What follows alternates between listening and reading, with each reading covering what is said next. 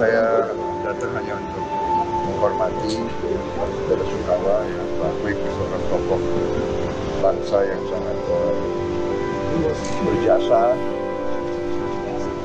Pemikiran beliau sangat mempertahankan ekonomi Pancasila, ekonomi pasal 33, beliau seorang tokoh yang luar biasa. Saya merasa dekat sama beliau banyak kasih nasihat ke saya. Bahkan beberapa hari yang lalu pun mengirim WA ya, memberi saran-saran. Beliau masih terus memberi WA. Saya kira itu yang bisa sampaikan kita Indonesia kehilangan putra terbaik.